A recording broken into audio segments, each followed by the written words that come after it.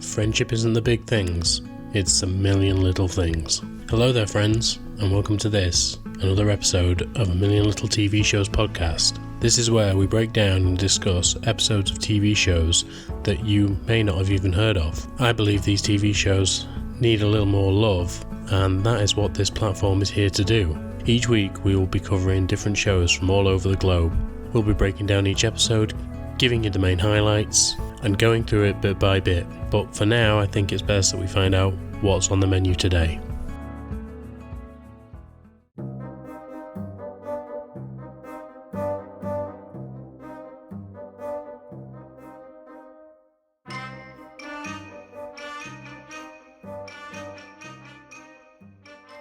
Hello there, and welcome back to this A Million Little TV Shows podcast. This is now episode 10 of season 8, and I don't know if you all noticed, but I noticed yesterday that the last episode, episode 9, was actually the 100th episode of this podcast, and that means I'm well on the way to 2 years now, and I can't believe how quickly it's gone, in all fairness. I've really enjoyed doing this podcast, and as I'm doing it, I'm enjoying it so much. Just to be visiting these great shows and bringing things to the forefront that should be there, because some of these shows are great, but they just don't have a big enough platform, or they don't have enough hype about them, and I wanted to do that. I wanted to highlight that, and I hope in my own way I am actually doing that, because these shows mean a lot to me, and I fucking love rewatching them again. I get really nostalgic for some of the things that's in them, and they affect me in a multitude of ways. I'm either laughing or crying or feeling sad or feeling like change needs to come in some way, shape or form, whether that's political or whether it's environmental or whether it's just the world in general. Not that I can do anything from a small podcast like this, but every little helps, right? But with this podcast, I found it getting a lot easier as well doing this. I'm not a big public speaker, but I think I've found my voice over the time that I've actually been doing this, and I'm really proud of the work that I've done. And I'm really hoping that things start kicking off big time for this, because I think it offers a lot to shows that don't get enough love. Like one of my favourite shows of the last 2 years since I started doing this was Northern Lights, and it was something that I discovered while just doing this podcast. And then when I found it, I just wanted to just watch it and see what it was about, and I didn't even know if I was going to bring it on here. And if I did, it was probably going to be down the line. And then it affected me the way that it did, and I realised that it needed to be talked about there and then. Something like Ginny and Georgia, where it's still going on and it's still a very popular show. And next season I can actually do a near live episode, because it's going to be that close to the wire. Like I said, last episode, I will be recording and watching on the Thursday, and it comes, like, this episode comes out on the Friday. So it's going to be an interesting thing. I'm going to have to make sure I've prepped really well and make sure that I've got enough time to actually record these episodes. Because, as you guys know, I do a lot of these in advance so that I can do a big batch of them, and then I can do other things. You know, at the minute, I'm thinking about writing a book. In fact, I'm not thinking about it. I've written a few chapters of a book, and it's something that I've enjoyed, and it's something that I'd like to pursue. Which is also the reason I've been talking about books lately, because, you know, I've got people that have done that, and I'm proud of them for it. And because of that, I've been inspired to do it myself. And is it easy? God, no. But I'm having fun with it, yeah. In fact, quite a lot of the time that I was away, I was writing over Christmas. So it's something that has really come to light more recently. I've written stuff in the past, but never anything that I've thought that could be good enough to get published, but this time I think I'm on to something. And who knows where that goes? Do I then do an audiobook of it? Probably, because people obviously like listening to my voice, so it would make sense. But yeah, it's opening up opportunities, and obviously if I end up getting adverts on here, that opens up a lot more opportunities for me. However, that's all logistical stuff that you don't need to know about. But I like to keep you informed. I like to keep you informed about how the podcast is going, and I like to keep you informed about what's coming up. As for today, what's coming up is we are finishing Santa Clarita's Diet. It is the final few episodes of this amazing show, and I'm going to miss it. It really is one of the fun shows that I've enjoyed doing over and over again on here. Like, 3 seasons of it have been great. The quality drop-off didn't happen as I expected it would, and I honestly can't see why Netflix cancelled it. but they did. I suppose it was that rumour that was going around that if something sees 3 seasons on Netflix, apart from something like Stranger Things, it's going to get cancelled. And that's what happened here. It got cancelled, and it sucks, because it was probably good for another season at least. But I'm happy to get into it now. So, this is Santa Clarita Diet, Season 3, Episode 8-10, the finale.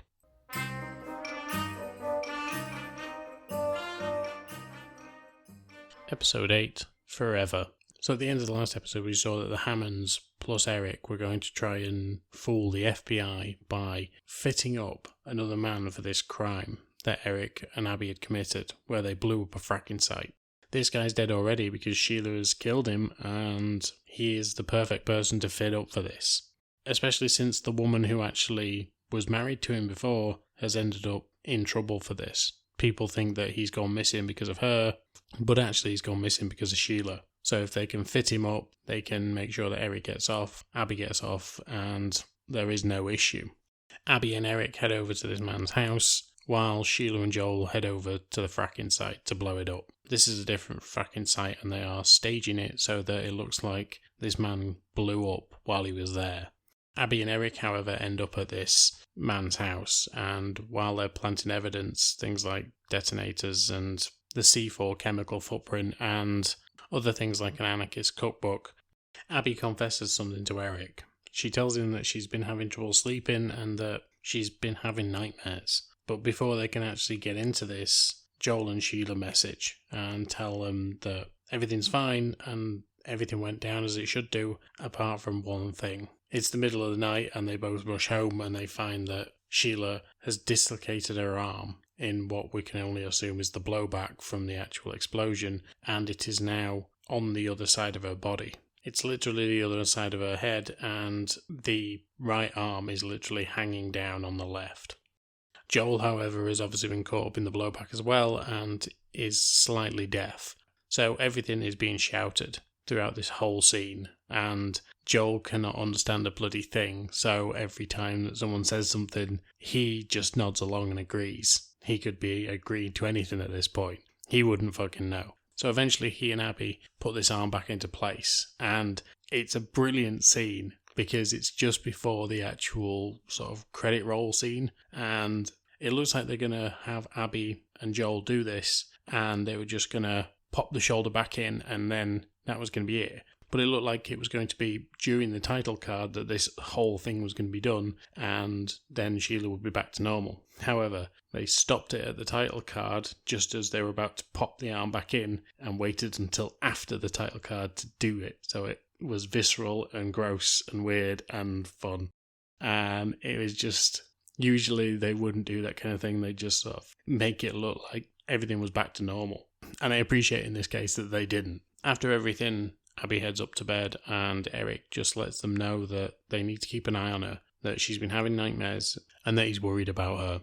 Joel and Sheila know that they need to start looking after Abby better. If she's having nightmares, this isn't good. And especially after she's killed a guy. Okay, he was a zombie, but still, this needs to be watched. This needs to be looked after, because otherwise things are going to be a real issue for the Hammonds and especially Abby.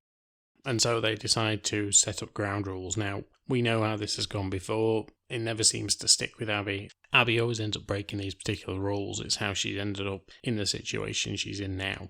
The next day, Joel and Sheila have 2 missions between the two of them. One is to make sure that Sheila looks after Jean and make sure that she doesn't do anything that she shouldn't. As I previously stated, Jean is now a zombie, and Sheila was agreed to feed her until Jean can actually see her daughter and her granddaughter. And then once that's happened, Sheila and Joel will kill her. However, Jean wants revenge on her landlord. It would seem that her landlord has been cashing checks and taking a lot of money out of Jean's account, and it's more than what she would normally have in rent. And so she is out for revenge, and she wants to lure this person in and kill them. Obviously, Sheila has said that there would be no killing, and she said it to Joel as well.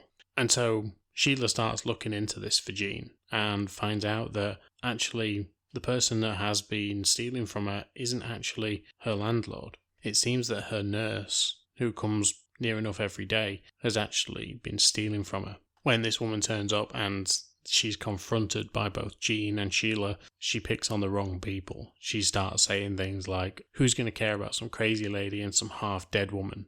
And it's here that Sheila reveals she isn't half-dead. She's full dead, and they're going to eat her. And so, even though they weren't meant to kill, Sheila and Jean chow down on this woman to get retribution for her stealing Jean's money. Joel, however, has the task of getting Ron to come over. The way that this is meant to go down is that Ron is meant to come over and hang out, and they are going to tie him up in the basement, but that's meant to be Joel and Sheila together. They've tried to lure him over by telling him that if he comes over, he can have some serum that he can then turn his friends and they can not degenerate as well. But since he has a plan that day, this is Ron, he decides that he's going to go early. And so he turns up 3 hours early so Sheila isn't there. And now Joel, who is the most useless prick in the world, has to try and deal with this. He brings him in, sits him down, and then ends up going into the kitchen. All morning he's been trying to create some sort of suit so that if Ron does attack him, he's not going to get bitten by him. But Ron catches him in the act and finds him in the middle of putting all this gear on. Ron makes a run for it, and while he's out in the street, Abby spies him. Now, Abby has also been told by her parents that they need to keep her safe and that they don't want to jeopardize anything with her anymore, so they're going to try and keep her out of this whole dead situation as much as possible. But as soon as she sees Ron running across the road with her father dressed up in God knows what, she runs over and tackles him. And this is just another case for Abby wanting to be a Knight of Serbia. They tie Ron up and they take him back to their house, but while they're out in the street, the Serbian government are sat outside, watching on. They're unsure as to why Joel is actually tying up this man and taking him back to their house. They think that maybe this man could be a zombie, and that is potentially why Joel is doing this. But at this particular time, they don't know. Joel tries to reason with Ron and tells him that he needs him to stay in the basement until he agrees to not go and convert people. He doesn't want an army being out there and potentially start the apocalypse. Ron doesn't want to agree to any of this, and so Joel has to keep him in the basement until they actually get him to do what they want. Abby and Eric, however, have been into school and have been told by the FBI that they are no longer being investigated. There is new evidence comes to light, and they will be leading the case elsewhere because it's not obviously them who have done this. And so Eric now feels free to go and actually live his life. He has a university interview and it's going to be later on that day. So while he's on his way, one of his fellow pupils and fellow environmental club members actually asks him if they can go with him because they're going to the same place. While Eric's driving along, he stops and something rolls out from under his seat. They recognise it instantly as a detonator and know exactly who Eric is now. He and Abby are the ones who did all of this, and we're not exactly entirely sure what she's going to do with that information. Eric had just got off the hook, and now he may be back on it.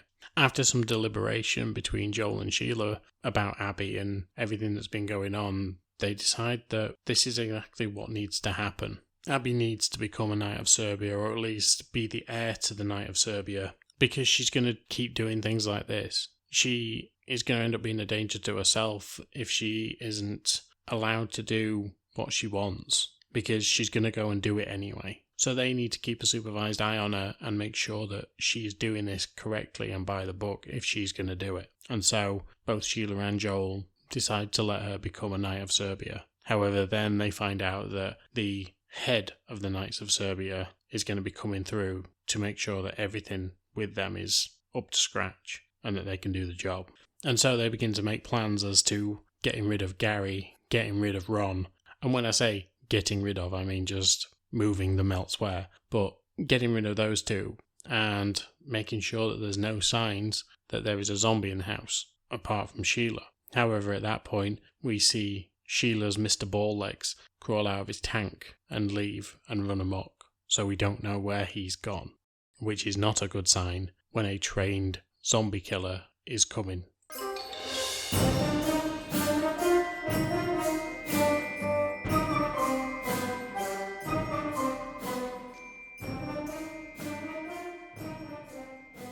Episode 9, Zombody.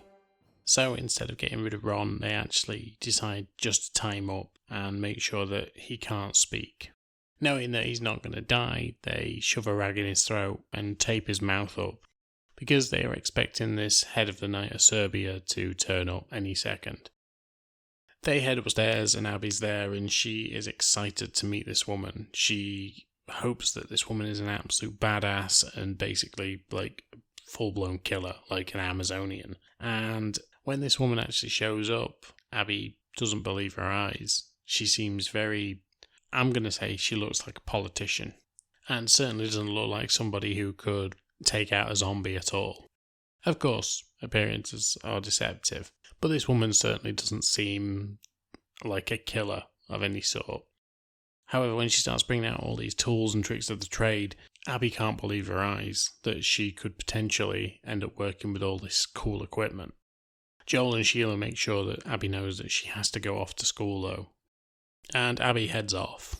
Joel and Sheila, however, have another problem to deal with, as just as this Knight of Serbia is talking about what her concerns are for the area, because recently 2 people have taken the post and then ran away from the post, she's unsure of what's going on. She knows that something bad is happening in the area, but she's unsure as to what. However, Sheila's Mr. Balllegs at this point appears right behind this knight. And so as soon as Joel and Sheila both see it, they decide that they need to get this under control, and Joel manages to take her out into the kitchen before any harm is done. Once in the kitchen, Joel shows this woman his own weapon, his hammer with a knife on it, that he's so proud of. And she seems to think that he is quite inventive and that maybe he isn't just a realtor as she has researched him to be. Sheila, however, deals with Mr. Balllegs, which I genuinely did think was going to be more of a big thing, but she puts him back in his cage and then heads through to the kitchen where Joel is talking to this woman. However, while he's talking to her, there is a lot of talk of obviously killing zombies, and Sheila starts to get defensive about this because obviously she is one, and she doesn't want to think about her husband doing this, but she doesn't also want to think about anyone else being able to do this. They should be judged on a case-by-case basis, not just killed willy-nilly because of who they are. Very much as Sheila has proven, yes, the animal is inside her, but she can control it, whereas obviously others, like Ron, are running around trying to bite people and even advertising it on the internet. And it's Ron that we come to because he's been on Reddit and he's been telling everyone that he can actually kill them and they can come back as a zombie. He will bite them and they will be undead. He's been advertising his services on there and telling people that he'll just turn up at their house if they want him to, which has obviously caught the eye of the Knights of Serbia. And so they found that Ron is actually going to meet someone from Reddit and that Ron is going to change this person into a zombie. So they are trying to avoid this at all costs. Joel and Sheila know that they've already completed this mission that is given to them by the Knights of Serbia because they have Ron in their basement, and therefore they know that this guy's not been bitten because they have Ron in their basement. However, when they head downstairs, they find that Ron has actually gnawed through his gag, and not only that, gnawed through the post that is A, supporting the house, but B, Ron was attached to. And this is the same post that Sheila many years ago was trying to gnaw through as well. And so now they do actually have a mission. They have to stop Ron at all costs. They head over to this other guy's house to try and find out if Ron's been there, and when they get there, this guy tells them he hasn't seen Ron at all. It's then, however, that he makes his excuses and runs off into the bathroom, and we've seen this before. It happened with Sheila, and it's happened with many others that have turned. And so while this guy's in the bathroom, he's in there for like 20 minutes, and he's just throwing up. Sheila and Joel start talking about the ethics of all of this and whether killing zombies is the right thing for them to do and whether Joel becoming a Knight of Serbia is correct. He says that he only wants to protect his family. That's it. He just wants to be there so that no one else is coming after Sheila. She doesn't see it that way. She sees it as him being someone that wants to kill these zombies because right now he has to kill a zombie. Eventually this guy comes out the bathroom and obviously he's covered in vomit. He starts to walk towards Joel. Joel grabs his trusty hammer and just before he plunges it into this guy's head, this guy reaches for pizza. He can eat properly. He isn't a zombie. He blames it on a batch of bad kombucha that he'd made for himself, and Joel and Sheila realise that Ron hasn't been there at all. And so they begin to wonder where the hell he is. When Abby gets to school, she speaks to Eric, and Eric tells her about Winter. Winter is the girl who was in his car and basically found the detonator. Abby tells him that she'll speak to Winter, and when she does, Winter's like, cool, I know you did it, and I'm happy that you did it. I've wanted to be friends with you, and this is awesome. So, if you're willing, I need a hand, and I could do with someone like you tonight, if you're up for it. And it means that Abby has to go to a bar with Winter that Winter plays at on a regular basis. However, the manager of the bar has stolen Winter's guitar, and she's using Abby as backup. And Abby is just ballsy enough to go and do it. Obviously, in America, the age is 21 to get into a bar, but for some reason, Winter is allowed in there because she plays in there often, and she's even allowed to order a drink. After confronting this guy, he tells them basically to scram, that she's not going to get her guitar back. And when they've questioned him about it, they've realised it's in his office. So Abby and Winter decide to come back at some point because they know that they can break in and take her guitar back. And this seems very reminiscent of the first season when Abby and Eric had another friend with them. They used to go and do these little missions with them. I genuinely can't remember what happened to that girl, but they ended up in a bad situation where she'd broke up with her boyfriend and they had to go and rob this guy. And it ended up being that they used, I think it was a tear gas bomb on this guy, and they nearly got into trouble for that as well. But Abby is trying not to include Eric in this because it's affecting his future. He's trying to go to MIT and he really fucked up his last interview because of everything that happened on the way up, with Winter finding out that they'd bombed this site. But it seems that Winter and Abby are now going to be friends. So at least there is that off the table, for now anyway. When Ron has escaped, he's actually bumped into the guys from Serbia. Not the Knights, but the government guys. But he's bumped into their goons. When they've got him back to this warehouse and they've got him tied to a chair, Ron appeals to these two guys. He essentially tells them how great it is being a zombie and how the guy that they're working for is a bad guy. They agree with him that this guy's really mean and decide to get turned. Ron, however, lets slip that Joel is becoming a Knight of Serbia, and so these two guys know that they need to now take Joel out, and so they start to head towards him just as Joel is having his ceremony. He swears on a book and he is knighted the Knight of Serbia for that area, and Abby becomes his heir, but he doesn't know how much trouble he's in. He just thinks it's just Ron, but now he has two goons coming towards him and he has Ron still running around doing what he's doing. So he's about to have a much bigger thing on his hands.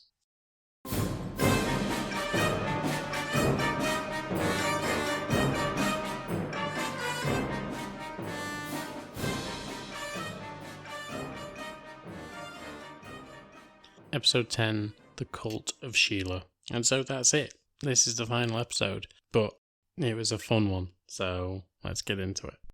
The episode started with Joel going over to his storage locker, or in fact, the family storage locker, mainly used for Sheila, because she's obviously got her freezer in there and stores the body parts that she isn't eating in there.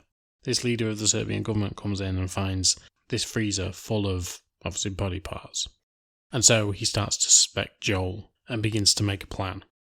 Joel heads back home and they speak to Gary. Gary wants more involvement in the business because he's been apparently getting offers to go work elsewhere, but obviously he's just a head on top of a face. So who the hell is going to employ him? Like, yes, he's able to do it over the phone, but to actually have an interview, he'd need to be there in person. And he can't just up and leave, can he? But he tells Joel and Sheila that he wants more from this job. He wants to be able to go places and do things because it's not really fair that he's just stuck in a basement all the time while he's helping them out build their business. But today is the big day. It's Joel and Sheila's launch party for their business, and they are having a bunch of people over to come over and basically talk about houses with them and see if they want to use their services. They've gone all out for this and everything's looking really great. But just before they begin to let people in, Sheila speaks to Joel once more about whether he wants to become undead or not. He tells her that it's something that he doesn't want to do because he believes that love is actually heightened by the fact that you know at some point you are going to lose it, and therefore you have to hang on as much as possible while you're alive. And he thinks that if he and Sheila are together forever, for thousands of years, that they're going to fall out of love at some point. And he just can't handle that fact that someday he may end up without her, and it's through no fault of his own. Sheila is pissed at this, and then there's a knock at the door. The party's about to start, so they have to go through this whole party being annoyed at each other.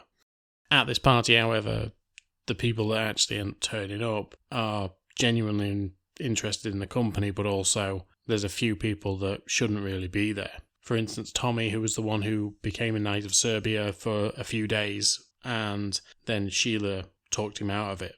But also Jean and Ron are there, both zombies in their own right, and obviously Ron has just turned 2 more people. He tells Sheila that he has turned 2 more people and that he realises why she's never done it, and that it's a stupid thing for him to have done, because these guys are now rampaging. He also tells her that they know about Joel, and the fact that he is now a Knight of Serbia. Joel at this point, however, has been speaking to Lisa, their neighbour, and Eric's mum. She's told him that there is a man in the garage who wants to speak to him, so he heads out there, and it turns out to be this Serbian guy, a man named Poplovich. Poplovich shows Joel that he's got a gun, and he tells him that he will shoot everyone here if Joel doesn't come with him. He believes that Joel is a zombie, and so takes him to this secluded area where they'd previously taken Ron. Sheila gets wind of the fact that Joel isn't there anymore, and Lisa tells her that he went off with this Poplovich bloke. Ron knows exactly where they've gone, and Sheila gets in the car to head over there, leaving Ron at the party. Joel, however, gets strapped to a chair, and as he does, Poplovich explains his master plan. Like I said before, they always explain their master plan before they end up getting taken out. And as he does, he tells them that the black goo that comes out of these zombies is actually life-changing, because it is basically like a fountain of youth. And he believes it's going to be the next skincare product. After he stabs Joel, believing that Joel is a zombie, he realises Joel is bleeding. He knows that someone will turn up eventually for him, and waits till Sheila turns up through the door. He stabs her with a lance, and she gets pinned to a wall. And while Sheila can't go anywhere, and Joel is strapped to this chair, Poplovich leaves, believing that everything's going to be okay, that he can just leave and come back later. Abby, however, has been with Winter, and she's managed to go and get her guitar back. However, Winter gave her some advice that if there is something between her and Eric, she needs to explore it, because he's going to be going off to uni soon, and there's no time like the present. Abby's not sure if she wants him to get involved in any of the mess that she has going on in her life, but eventually she ends up speaking to Eric, and he tells her, "Your life is always messy, and I've never run away from it. I've always been here, and I always will be." However, this is after the party, and Eric and Abby are alone at the Hammond's house. There is a knock at the door, and it's these 2 goons that used to be with Poplovich, now both zombies. Abby spots the signs and knows that her and Eric are going to have to take these 2 guys out. Eventually she proves her worth as actually being a zombie killer, and manages to take down these 2 rather large zombies, with Eric serving as some distraction. But when the party cleared out, Tommy, Ron and Jean all came together and decided that it was going to be a good idea to go and try and find where Sheila was. They knew she'd probably need backup, and Ron obviously knew where the room was. So they've headed over to this facility and managed to get down to the basement and find both Joel and Sheila. They get Sheila off the door, and they get Joel out of this chair. Just as they're heading out of the building, Joel just wants to get away from it, but all of a sudden Sheila spots Poplovich and decides that she needs to take him out, because if she doesn't, then he's just going to come after them again. Poplovich realises what's been going on and hears Sheila coming up behind him. He points a gun at her, but Joel is behind him and manages to take him out. Joel and Sheila head home and find out that obviously Abby's done what she's done. She's managed to wrap the bodies up and put them in the garage for later on, so that Joel can go out to the desert and get rid of them. That night, after all the craziness has happened, we see Eric laid in bed. His door opens and Abby comes in. She gets under the covers and just holds him. He asks what this is all about, and she says, "I don't know, but I'm willing to explore it." Sheila, however, is happy with everything that's gone on, and she speaks to Joel, and he tells her, "Look, the thought of never being with you again scared me more than anything, and without you, I wouldn't be who I am. So he is willing to be undead, just like Sheila. And even though he has some reservations about all of it, including things like Mr. Balllegs, which at that point was currently on Sheila's shoulder, he's not sure what to do. But he knows that he wants to be with his wife forever, so she can make him a zombie. Mr. Balllegs hops over onto Joel's shoulder and he gets freaked out. But then Mr. Balllegs enters Joel's brain. He literally crawls in through his ear and Joel all of a sudden has a fit. He falls to the floor and Sheila thinks he's dead. She does everything to try and get him out of it, but there's nothing. She takes the last plunge that she could possibly take and she bites Joel. Moments later, Joel wakes up, looks at his wife and says, "Hey," and that's how it ends.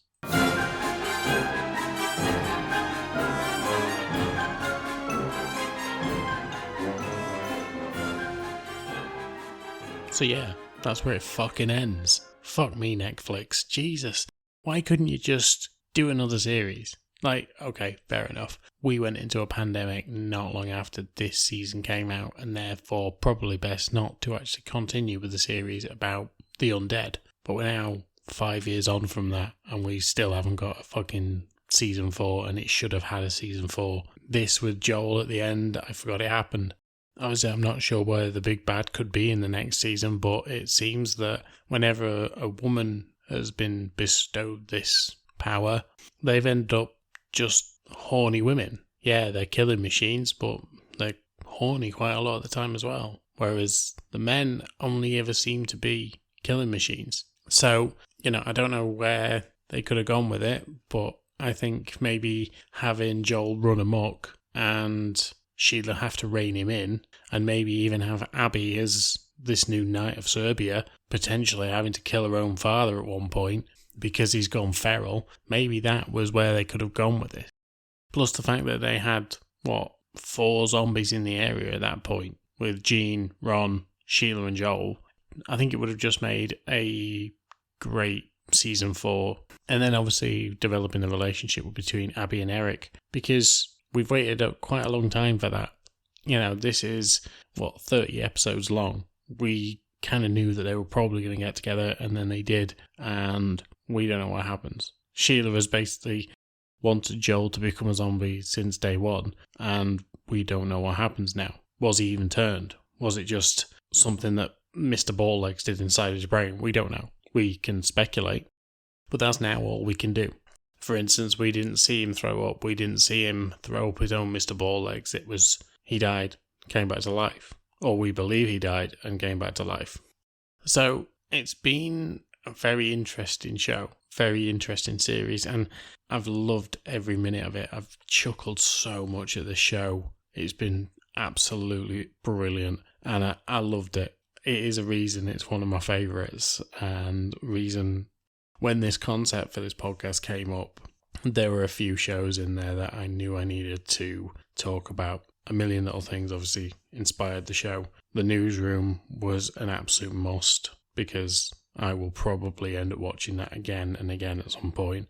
And then Santa Clarita. Since then, things like Northern Lights have really been a highlight of this show, I think, because they are showing people shows that they probably wouldn't watch and giving them background to it. And Santa Clarita was excellent, and I can't fault any of the actors in it. They were all great. A few things that perturbed me about it, though, were things like Natalie Morales. Her character ended up leaving the show halfway through this season, and there was no real explanation for it. It was more of a throwaway comment that Anne had left Lisa, and that was it. Lisa comes over to try and get drunk with Joel and Sheila because Anne's left. But that's it. There's no other explanation. Obviously, we know that Anne was trying to create a cult of her own. So it seems like that's potentially what happened. Maybe that could have been season 4. Maybe she's the scorned lover of Sheila. Not in a sexual sense, but she comes back to avenge the fact that Sheila didn't want her to have this cult around her. But yeah, it was a really interesting show and really fun, and I loved it. I really did. Anyway, I am done for today. So thank you all for listening. I hope you're all doing well out there. Like I always say, come over, find me on Instagram, Patreon, TikTok, YouTube, wherever it is. I'm on Spotify, Apple Podcasts, etc., etc. I mean, you know that. You're already listening to this. But go over to my Linktree, go and see about these books that I've been recommending. Hopefully one day, as soon as I can get it properly written, my book will be on there as well, and you can go and enjoy that. But it really would mean a lot to me if you read their books and potentially my book when it comes out. But you guys are great anyway. So thank you for listening. Next time we're talking about Loudermilk, then we're going to be going on to Criminal UK, and then we'll be finishing up this season with the last episodes of Loudermilk. So until next time, I will speak to you soon. Bye.